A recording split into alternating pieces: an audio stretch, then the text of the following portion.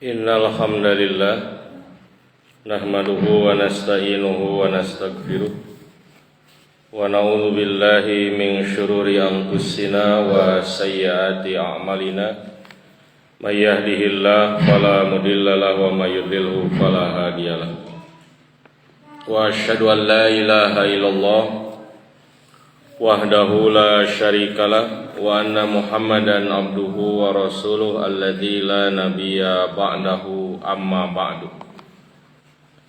Faqala Allah ta'ala fi kitabihil karim a'udzu billahi minasy syaithanir rajim wa lahum fiha manafi'u wa masyarib afala yashkurun.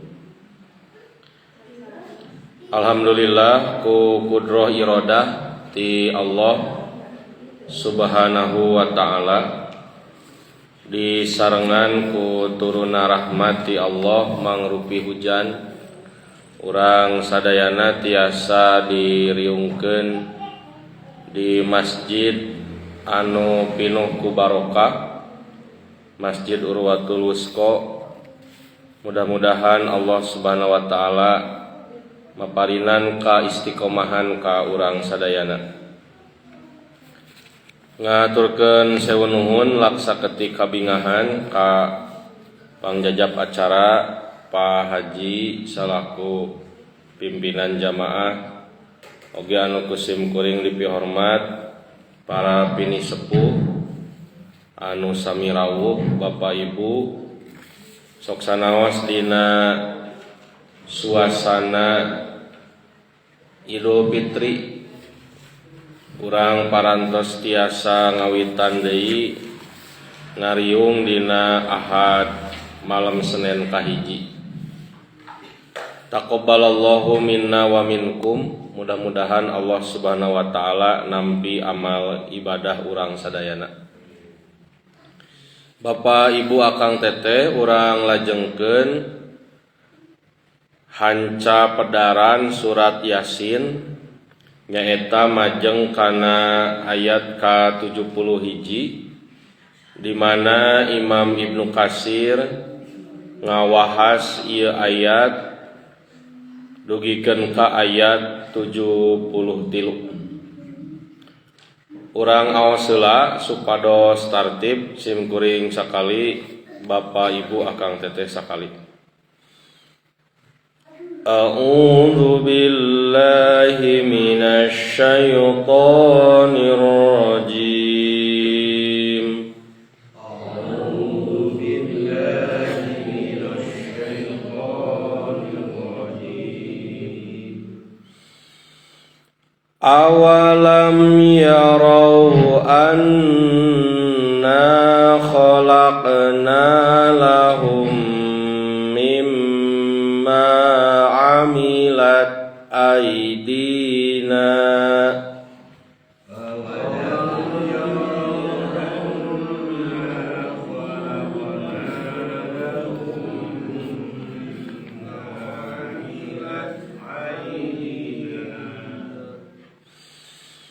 mimma amilat aidina an'aman fahum laha malikun.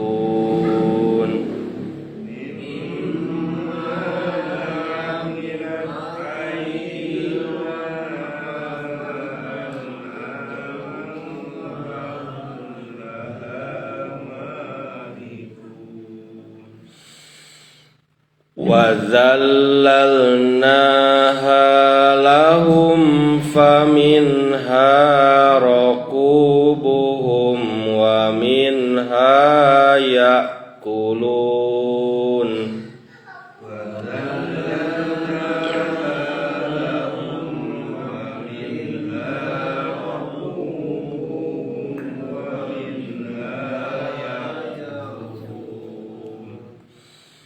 Walahum fiha manafi'u wa masyarib.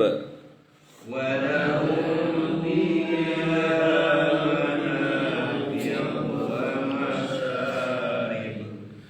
afala yashkurun.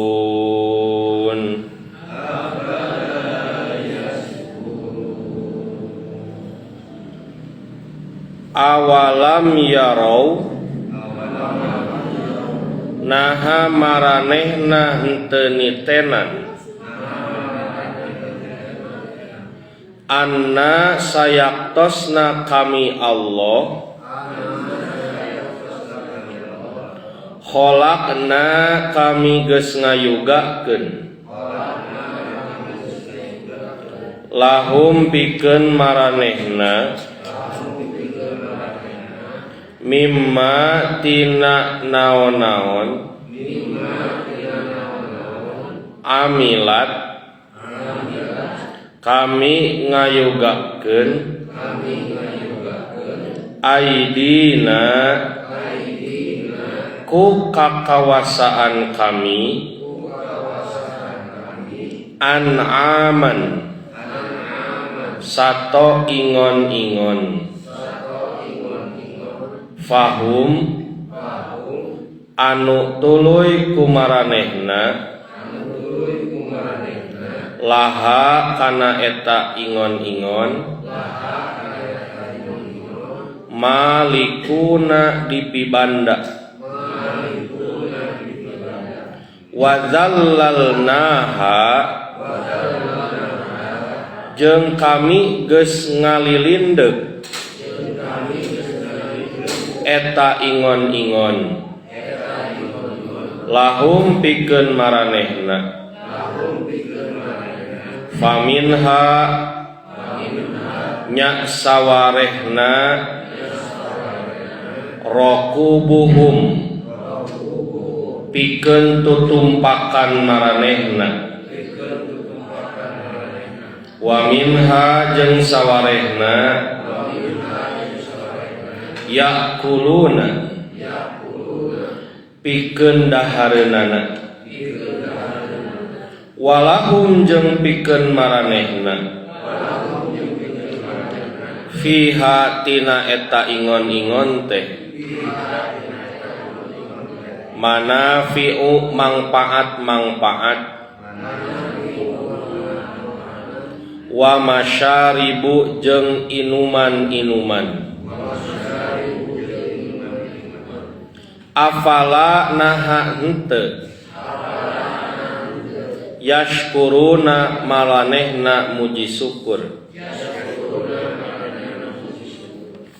Bapak Ibu akang teteh henteu lepas tina takdir Allah urang bade mayunan Idul Adha.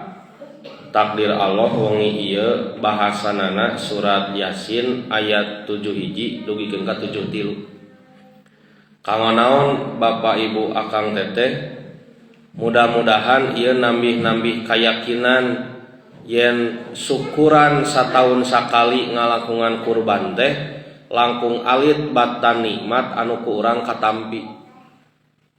Ibu abot keneh kurban sataun sakali atanapi nampi nikmat unggal detik. Ulah janten pan urang teh ngukur kurban teh tahun kamari Pak Hajinya 3.300.000 teh teu acan kaimpleng deui tahun ayeuna ku neme obrolan Pak Haji pangaos sapi teras naik nu mawi nu janten patarosan ari pangaos sakitu teh Ibu awis mirah upami ngetang kana naon upami mirah ngetangna kana nu tadi nikmat nu katampi sataun Allah nyuhunkeun sataun sakali 3.300.000 upami diartoskeun nikmat sataun aya 3.300.000 langkung contoh ngukurna kumaha Bu Ibu gaduh wargi anu nuju di rumah sakit upami anu di rumah sakit Bapak misalna kamari aya kabar sambil nyuhunkeun pidungah ti sadayana Pak Haji Dadan ieu nu gaduh bus CS dioperasi usus buntu di salah satu rumah sakit di Bandung. Itu sampai 2 kali aya. Sakali ngabeset teh sekitar 30 jutaan. 2 kali berarti 60.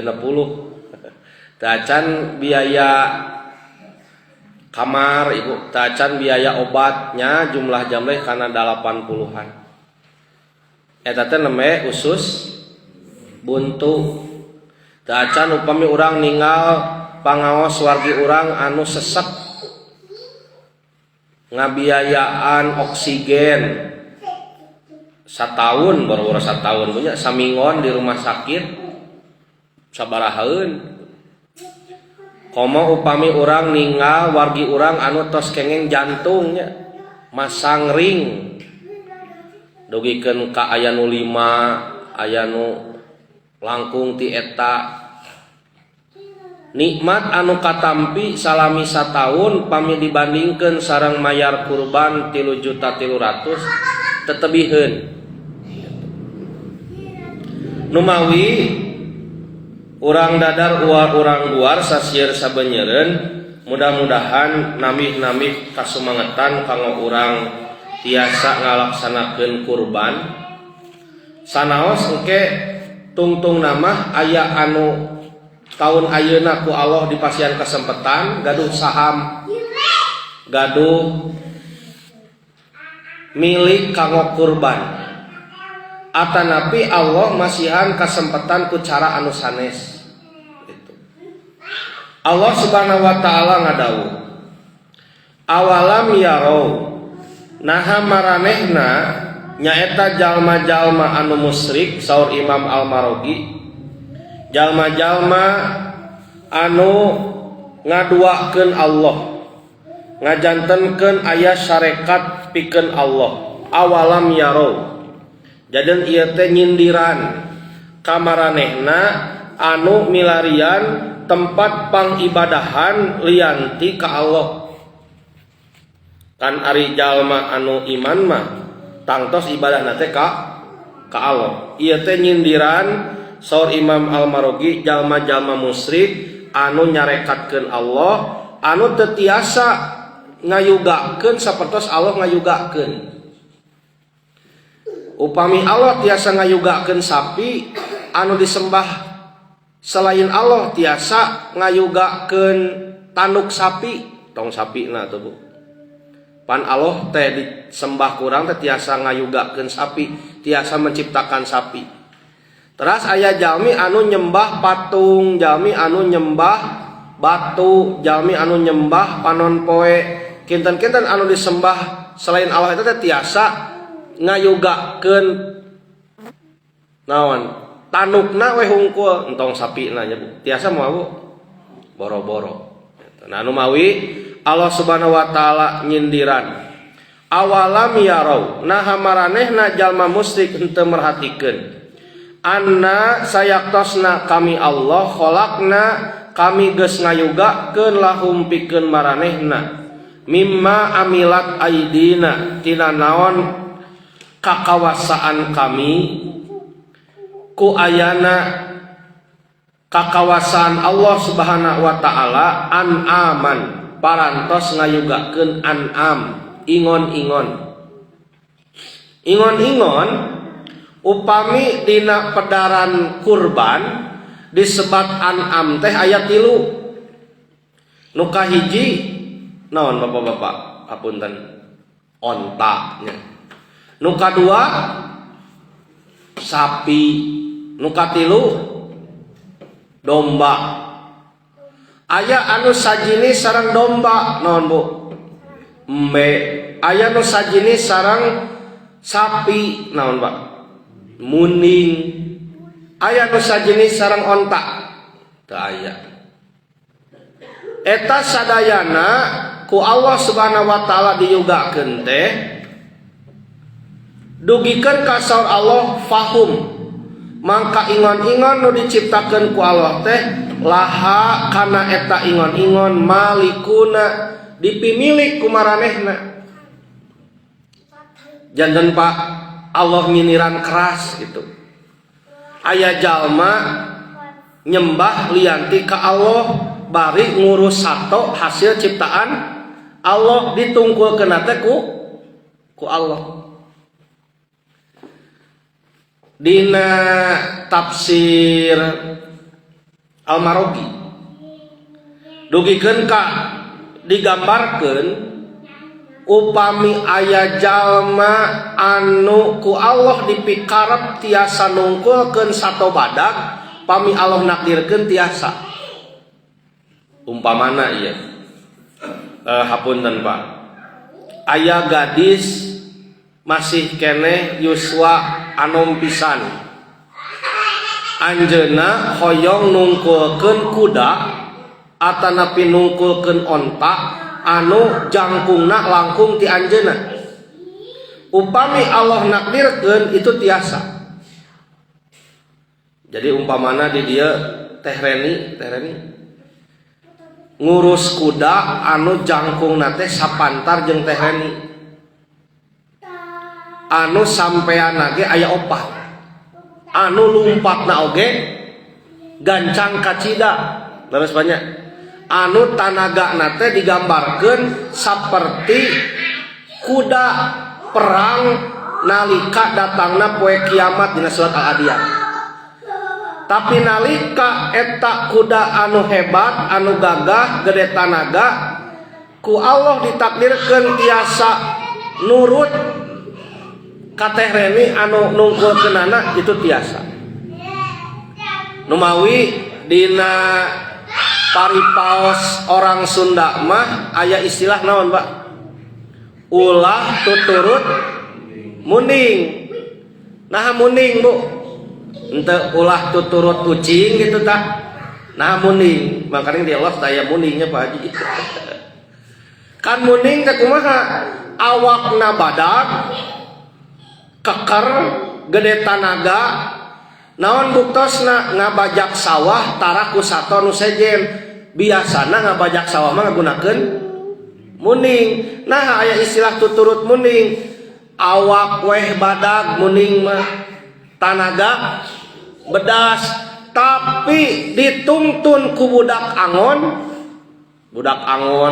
mana budak teh sekolah SD ge teu lulus mamake kolor pantesnya bari mamawa pecut nungtun muning daekeun teu daekeun nurut eta teh saur Allah Subhanahu wa taala nikmati kaula gitu. Kari-kari eta budak angon teh kalah nyembah selain ti ka Allah, pan Allah teh kacida benduna. Saur Allah kaula anu nyiptakeun muningna, kaula anu ngajadikeun muning eta nurut ka eta budak angon, ari ibadahna kalah ka selain Allah. Urang pasihan contoh deui Ibu. Ari sato anu pangseueurna dilos naon? Sapi. Ari anu ngajadikeun sapi daek di kanangan saha? Allah. Dugikeun ka sapi daek di alas susuna kusaha ditungkulkeun? Ku Allah. Dugikeun ka sapi daek di parab ayahnya. Dibere jukut dihakan. Sakapeung mah tayat-tayat teh dibere naon ayah? Dihakan sapi mah saha nu nungkulkeun Allah. Kari-kari anu ngurus sapina teu daek salat kumaha tah Bu? Cek sapi kumaha cek sapi? Mun sapi kalau sapi bisa ngomong kumaha Bu? Ai maneh cenah cicing wae di kandang cenah urang wae bisa kieu teh dititah ku saha? Ku Allah cek sapi teh. Urang daek ku maneh di kanangan, urang teh dititah ku Allah. Urang daek di alas susuna dititah ku Allah, urang daek di parab ku jukut tara sogan ka ayeh sapi protes naon ayeuna mah cenah alim jukut hoyong naon Pak Asep rendang da ayahnya Ibu sapi protes hoyong naon ulu kutek leunca riweuh anu ngurus sapi ih jukut we cenah mangga teu sawios malih teu kedah diasakeun heula. Saha nunungkulkeun Allah.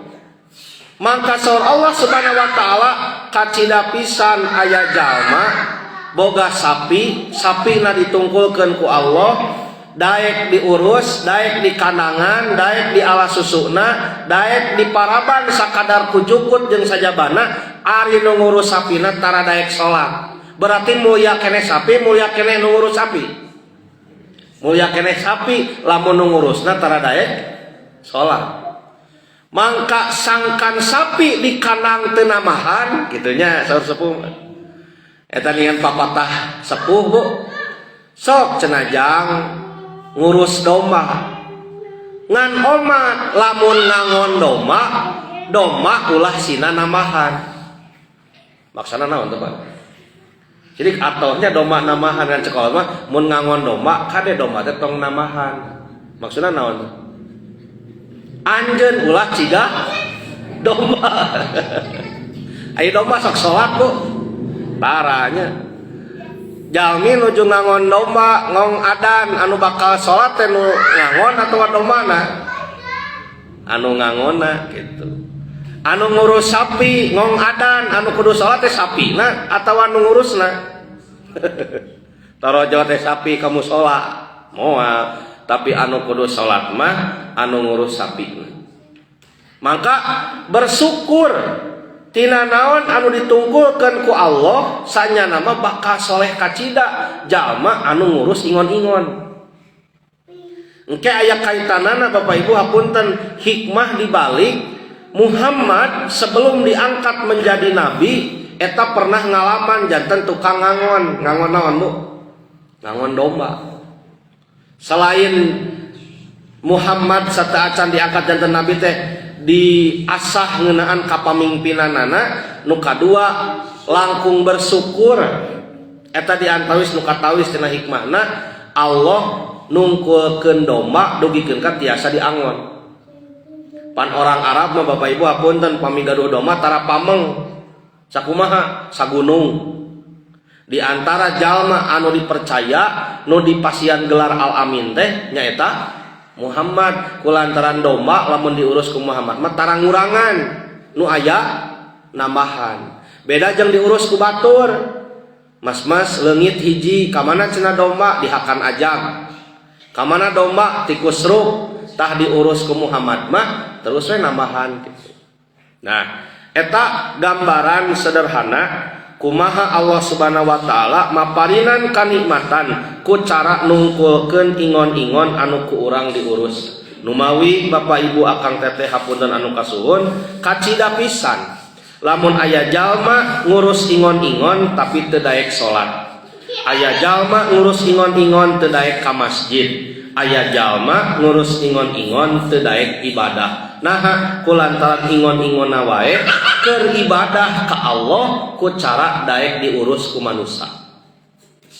Numawi kitu Imam Ibnu Katsir nguningakeun ayat ieu Allah nyebatkeun nikmat anu ditamplokeun ka manusia mangrupa mang pirang-pirang sato ingon-ingon anu ditungkulkeun pikeun maranehna.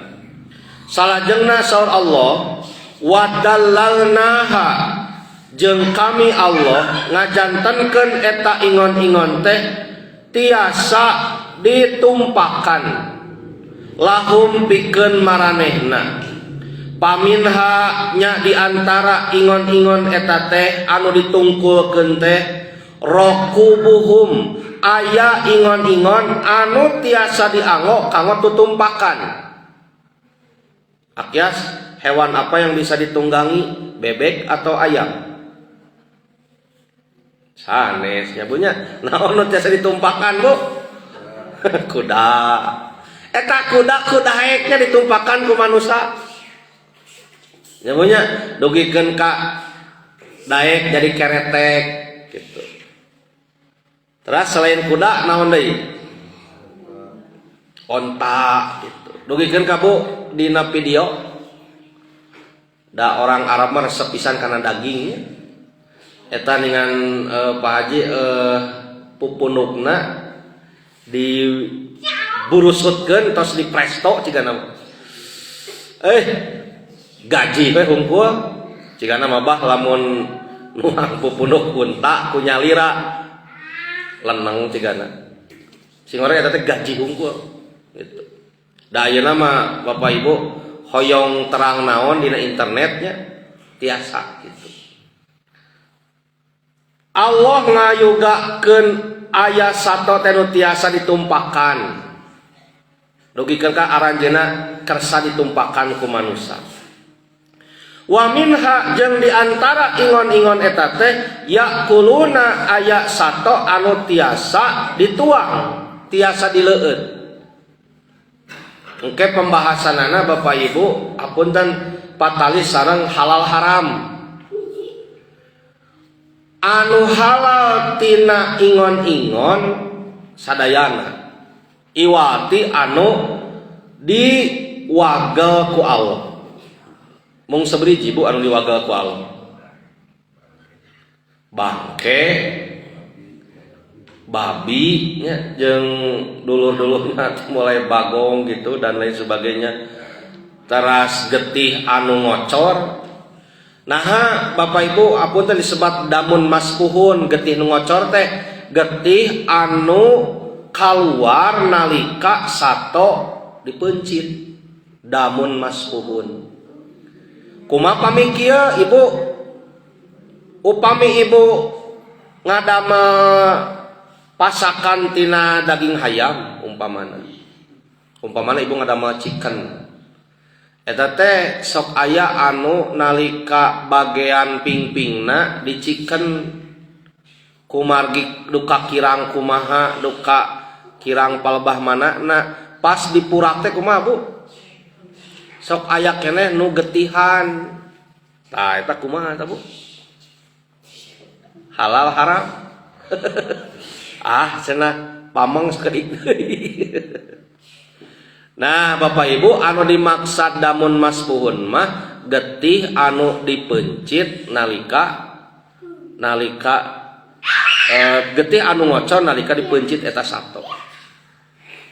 Anapun tadi getih anu aya dina ping-ping hayam nya nalika ku urang dituang aya keneh anu nyangkarup. Nah eta mah tiasa janten bagean tina ping-pingna ku anjeun gitu anu kedah dibersihan teh gitu. Maka satiasa-tiasa ku urang teh dibersihan nya nalika aya sakudak sakedik kaluar tina kamampuan mudah-mudahan Allah ngahapunten. Anu ulah mah kumaha ngahajakeun sok aya anu ditanean teras didamel ati naon pun disebutna ati maru eta mah haram jelas. Anu kaopat anu haram teh nalika mencitna mah jebat bismillah. Nalika mencitna mah bismillahi wallahu akbar tapi kanggo sasajen haram hukumna. Sapertos sepuh kapungkur mah upami ngawangun padumukan di antawisna nyayogikeun hayam bodas hayam hideung. Nah teras diucat acet karena naon Pak? Karena tungtung karena juru-juruna gitunya. Atanapi Ibu di daerah nu sanes mah upami ngawangun jembatan sok mencit muning si huluna teh di ruang dihanapeun jembatan pajarkeun teh sangkan jembatan eta teh kuat sing horeng jembatan dikorupsi semen ku nu ngadamelna sabulan teh hancur sing horeng hulu muningna uget anu di ruang teh hudang deui cek si muning teh kumaha teu balik cenah jeung dikorupsi semenna gitu. Jadi panteu nyambung eta teh. Atanapi kebiasaan di antawis bangsa Indonesia di mana aranjeuna aya keneh anu sok mencit muning nya biasana mah dina dintenan Asyura. Teras hulu muningna dialungkeun ka laut nya kanggo saha teh Bu? Nyi Roro Kidul. Pami telepak Ustad Aceng gitu anu heureuy teh eta cenah Nyi Roro Kidul dibere hulu muning kabayang cenah keur ngecrokeun hulu muning. Hulu muning dikecrokan Bu di samaraan heula teu nya ku Nyi Roro Kidulna. Nah eta teh di presto gitu ku anjeunna teh atau kumaha? Gitu. Menikah cida cerita ka Nyi Roro Kidul mere hulu muning mun bade naonna. Nyata mah heureuy ustad gitu. Maksana naon? Teu kenging gitu. Ngayakeun sasajen sanaos ngucapkeun bismillahi wallahu akbar ari kanggo sasajen mah hukumna haram. Opat anu diharamkeun ku Allah lian ti eta mah hukumna halal atanapi makruh. Umpamana kengeng teh cenah nuang orai. Memang dina Al-Qur'an teh disebatkeun orai teh diiwalkeun gitu Bu. Tina naon anu dihalalkeun, tapi ku Rasul pan diwagel. Rasulullah ngawagel teu kengeng nuang sato anu sihungan atanapi anu kukuna panjang. Ku para ulama diwahas, ieu teh dina Quran teh diiwalkeun ari ku Rasul diwagel. Mangka wagelan Rasul di dinya teu dimaknaan haram, tapi wagelan Rasul di dinya dimaknaan makruh. Kengeng cenah abdi nuang orai mangga, tapi langkung sae mah pilari anu halal jeung thayyib. Da abdi mah cenah nuang orai teh kanggo lanong mangga hukumna makruh gitu. Ibu misalnya nuang naon Bu? Bangkong kengeng pan saono sanes mah haram kulantaran hidup di dua alam gitu nya. Padahal eta teh bangkong teh upami dilelepkeun lamiting mah paeh. Paeh. Pedah kieu pan bangkong teh megarna dina cai, terus punya nalika ngenogna dina cai nalika tos bade janten bangkong bancet mah salah sama di darat aranjeunna teh gitu. Numawi jelas hukumna ahasan ngabahas ngeunaan hukum bangkong dina soal jawab itu jelas halalna. Bahkan Ustad Aceng oge Allahu yarham lamun bangkong cenah haram pedah sok kacai berarti naon nu sok kacai selain bangkong entog, jadi entog ge haram atuh Bu. Naon deui? Soang. Gitu. Nah, eta teh sadayana diwahas ku para ulama kanggo ngaregregan naon nu halal, naon nu haram. Maka uih deui kanikmatan anu dipaparinkeun ku Allah teh aya ingon-ingon nu tiasa ditumpakan, aya ingon-ingon nu tiasa dituang. Nah, cekap dugikeun kadinya Ibu? Henteu. Saur Allah, walahum jeung pikeun maranehna jalma-jalma musyrik eta anu nyembah ka lian ti ka Allah padahal Allah nu ngayugakeun teh fiha dina ingon-ingon eta selain tiasa ditumpakan, selain tiasa dituang dagingna aya deui manafi'u aya manfaat-manfaat anu sejen. Selain tiasa ditumpakan, selain tiasa dituang, aya manfaat nu sejen. Kinten-kinten naon Bapak Ibu manfaat nu sejen?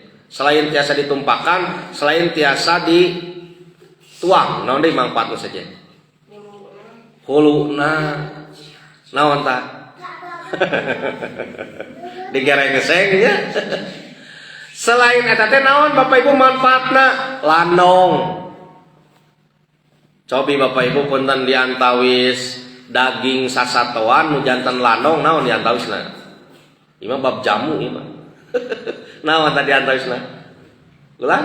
Naon Pak Sep? Daging sato nu janten lanong. Naon tadi diantawisna? Kumagi surah Al-Qur'an manafi'u aya manfaat nu sejen selain bisa ditumpahkan, selain bisa dituang. Surah para ulama diantawisna aya daging sato nu janten lanong. Ibu, naon tah daging nu janten lanong? Daging kuda lanong naon Pak Ji? Tah eta nya diantawisna. Nu mawi kapungkur abis sareng bapak, nya banyak daging kuda teh da awis tadi Sulawesi Selatan. Anu tatangi tiasa mencit kuda teh lamun kudana geus gering atawa upami jama beunghar kacida ibu hajat aya daging kuda eta teh ningrat pada muji lamun hajat aya daging kuda di los mah mun hajat aya daging naon lamun pada muji sapinya di ulang tah di Sulawesi Selatan mah mun aya daging kuda pada muji eta teh pun biang upami ngajak ka pasar di Sulawesi Selatan hobi anjeuna uih rengse balanja teh naon jajan coto Makassar ibu tapi da di Bandung ge ayanya bu hajinya coto Makassar naon eta teh daging kuda gitu coto Makassar gitu. Jadi subhanallah Bapak Ibu kirang kumaha Allah masihan nikmat nah dugikeun kadinya henteu saur Allah sato teh tiasa ditumpakan aya nu tiasa ditumpakan aya nu tiasa dituang aya anu tiasa diangolanong naon deui wa masyaribu aya bagian sato nu tiasa dileueut naonna Bapak Ibu susuna bahkan susu tina sababaraha sato mangpaatna luar biasa nya disebat susu sapi itu mangpaatna luar biasa mung susu sapi anu ageng mangpaat teh anu diolah dengan baik dan benar laras bunyinya gitu akias ngalih ka dieu jadi nalika urang nuang susu sapi teu protes bu sugan cek sapi teh cenah urang susuna dicokotan jeung teu ngajantenkeun urang janten saudara sesusu sareng sapi jadi pan susu sapi teh untuk siapa bu untuk anaknya tapi jantan manfaat kalau urang manusia gitu kan itu subhanallah gitu. Malihan mah diantawis minuman Bapak Ibu hapunten anu paling dipikaresep ku Rasul susu. Ibu Rasul mah tuang leueut sadidinten saringna teh korma sareng ciherang. Tapi Rasul teh saur istrina diantaranya saur Aisyah pami telepat gaduh tatangi nanti gaduh me duka domba hilap deui dina hadis teh. Tah sakalian tatangi nate Rasulullah sok dikirim teh eta naon susu domba atanapi susu me ti tatangina. Itu Rasul resep kanu namina susu. Sampai kat cai susu sato teh ku Rasul dijantankeun contoh dina hadis riwayat Bukhari ngeunaan ilmu.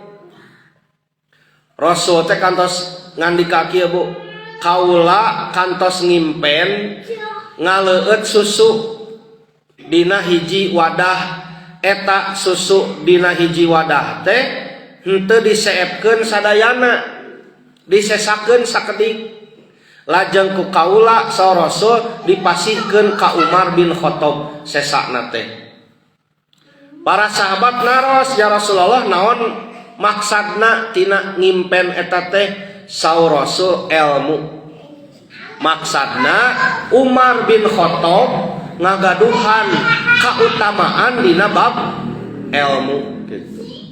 Numawi Bapak Ibu saur para ulama upami Umar bin Khattab berpendapat kedah diperhatoskeun nah kumargi ngagaduhan kaluhungan ilmu tibatan sahabat anu sejen.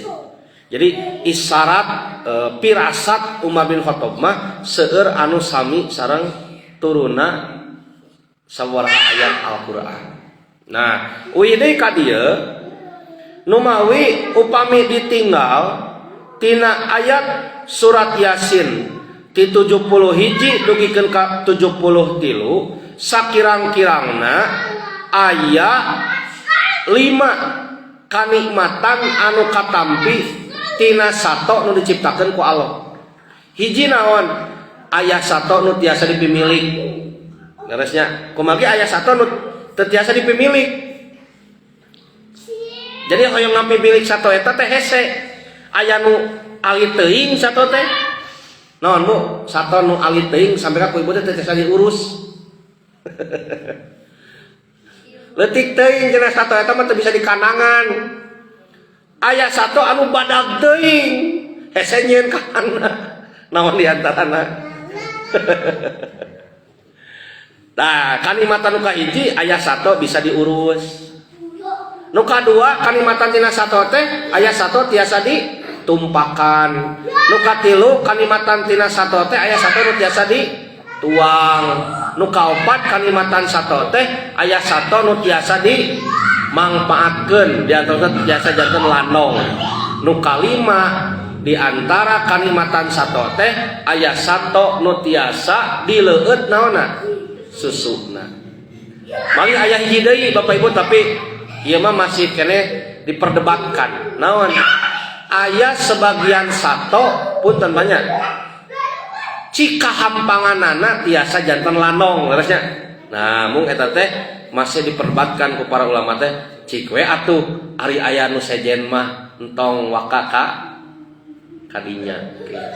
Nah, Bapak Ibu mangka ieu rentetan ayat teh ku Allah Subhanahu wa taala dipungkas ku ungkapan apala yashkurun naha maranehna teu dalaek syukur sakitu geus dibere sato bisa dipimilik sakitu geus dibere sato bisa ditumpakan bisa dituang bisa janten lanong bisa dileueut susuna nah menit teu syukuran wae. Maka secara khusus uih kana diri urang sewang-sewangan Bapak Ibu mudah-mudahan dina tahun ayeuna urang sadayana tiasa syukuran ka Allah naon diantawisna tiasa ngalaksanakeun kurban. Pan ayeuna teh aya dua gerakan Ibu. Hiji gerakan nabung kurban, dua gerakan nabung kapangandaran. Laras banyak. Aya nu nabung jang kapangandaran, aya nu nabung jang kurban. Mending nu mana, Bu? Dua nana. Kurban tiasa, kapangandaran tiasa gitu. Numawi mudah-mudahan gitunya urang sing aya milikna eta milik teh sing janten rizki. Itu anu ngajapli ka sim kuring Pak Haji. Ustaz cenah ibu neme gaduh 2 juta cenah hoyong kurban. Duh, ieu mah lain naros ibu. Naon? Hayang ditambahan gitu. Nu sim kuring teh ah kumaha ngawalerna kieu abi we acan cumpon. Ceuk abi teh kieu ibu kakempel we heula. Lamun cumpon tahun ayeuna ku abi dilaporkeun ka Pak Haji, ka Pak DKM, ka Pak Tarmas. Tapi upami teu acan cumpon mah insyaallah aya tahun payun. Nah, mudah-mudahan Bapak Ibu tiasa kurban tahun ayeuna alhamdulillah. Atuh teu acan tiasa kurban tahun ayeuna nabung atuh kanggo tahun payun. Tahun payun teu acan tiasa keneh. Tahun payuna deui. Tahun payuna deui teu acan tiasa keneh. Tahun payuna deui sugan sabaraha tauneun tah nabung teh kitu. Anu ulah mah naon teu aya upaya sangkan tiasa kurban. Nah, bilih ditaros. Saur Allah teh ari anjeun cenah nampi kanikmatan ti kaula. Naon diantawisna eta sato ku kaula dijadikeun bisa dipimilik, bisa ditumpahkan, bisa dituang, bisa dianggolanong, bisa dileueut susuna. Sok atuh anjeun teh syukuran saur Allah teh. Diantawisna naon? Gerak kurban. Bade tahun ayeuna, bade tahun payun, bade tahun payuna deui, bade tahun iraha nabung menyisihkan sebagian harta kanggo ngalaksanakeun kurban dina raraga syukuran ka Allah Subhanahu wa taala.